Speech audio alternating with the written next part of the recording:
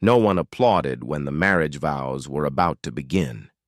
Inside the magnificent Hall of Stars, thousands of alien nobles watched in complete silence as a human stood beside the most rejected woman in the Varex Empire. Lady Lyra Kaelor lowered her eyes. For her entire life, she had been called a curse. Every noble family had rejected her. Politicians feared her bloodline, and military officers refused to stand beside her because of an ancient prophecy that claimed she would bring an end to the imperial bloodline. Only one person ignored those whispers: a human. Captain. Ethan Carter stood proudly beside her with a calm smile. When the High Elder asked if he accepted Lady Lyra as his wife, Ethan answered without hesitation, "I do." Laughter echoed through the enormous chamber. "Let the human keep the general's mistake," someone shouted from the balcony. Another noble laughed. "They deserve each other." Lyra closed her eyes. She had heard insults like these her entire life. Then, Ethan gently took her hand. "You don't have to face them alone anymore," he whispered. "For the first time that day." She smiled. Only 23 years earlier, humanity had joined the Galactic Concord. Compared to civilizations that were thousands of years old, humans were still newcomers. They had little political influence, but they were respected for one unusual quality. They judged people by their character instead of their bloodline. Captain Ethan Carter represented that belief better than anyone. Instead of serving on powerful warships, he spent his career leading humanitarian missions across the galaxy. During one mission on a frozen frontier moon, he met Lyra. She worked in a small medical station, treating wounded civilians and frightened children day and night. She never asked who deserved help. She simply helped everyone. Ethan admired her kindness long before he discovered that she was the daughter of General Kaelor, the Empire's greatest military commander. When he finally learned the truth, everyone expected him to walk away. Instead, he asked Lyra a simple question: "Why do you stay after everything they've done to you?" She looked across the frozen valley before quietly answering, "Because they're still my people." Those words changed everything. Months later, Ethan asked her to marry him. Human diplomats begged him to reconsider. "This marriage could destroy your career. The Empire will never accept it."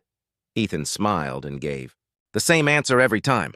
"I'm marrying a person, not a prophecy." His decision shocked both humanity and the Empire. The wedding quickly became the biggest political event in the galaxy. Thousands gathered inside the Hall of Stars, expecting the human to lose his courage before the ceremony began. Instead, Captain Ethan Carter stood proudly beside the woman everyone else had abandoned, ready to make a choice that would change the fate of the entire galaxy forever. Part 2. White Crystal to Ending. High Elder lowered the ancient marriage crystal between Ethan and Lyra.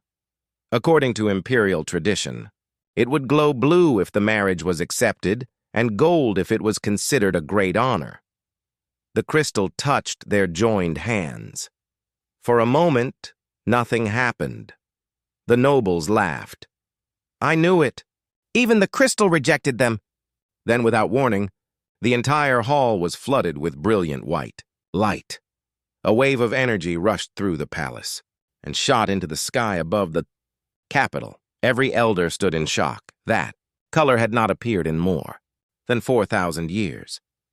Deep beneath the imperial palace, ancient vaults sealed since the age of the founders unlocked themselves. Hidden artificial intelligences awakened, and one message appeared across every forgotten terminal: genetic authorization confirmed. Scientists hurried into the underground archives, expecting to discover a terrible mistake. Instead, they uncovered the greatest truth in imperial history. The full prophecy had been misunderstood for thousands of years. Lyra was never destined to destroy the imperial bloodline. She carried the original genetic signature of the Empire's first founders. She wasn't the end of the bloodline.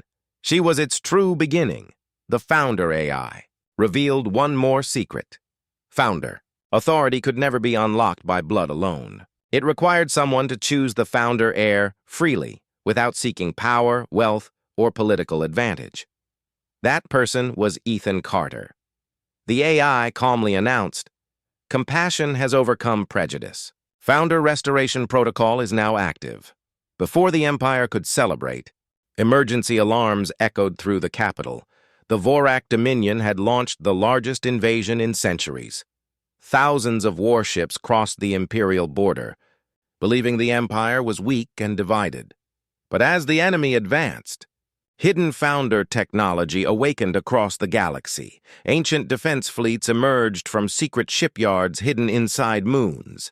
Planetary shields activated, and forgotten Guardian satellites came online. The Vorak commander ordered his fleet to attack. Nothing happened. Every weapon shut down, not destroyed. Simply, refused to fire. Then every hostile ship received the same message. This galaxy was built to protect life. Leave peacefully. Ethan stepped onto the communication channel. "We don't want revenge. We want peace."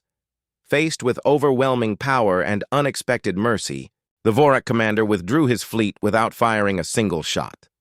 For the first time in recorded galactic history, a war ended before the first battle began. The Empire finally realized its greatest mistake.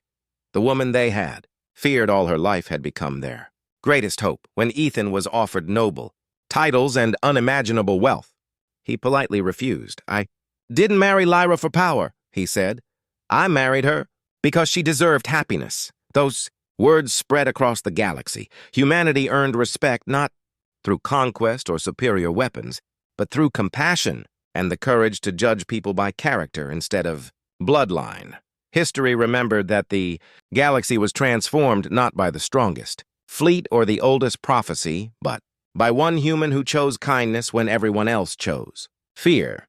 If you enjoyed this HFY story, don't forget to subscribe and join us for more original science fiction adventures where humanity changes the galaxy, not through fear or conquest, but through courage, compassion, and impossible choices. Tell us in the comments, would you have made the same choice as Ethan, even if the entire galaxy stood against you? If you enjoyed this journey, leave a like and share this story with a fellow science fiction fan. Until our next adventure, keep looking to the stars, because humanity's greatest stories may still be waiting to be discovered.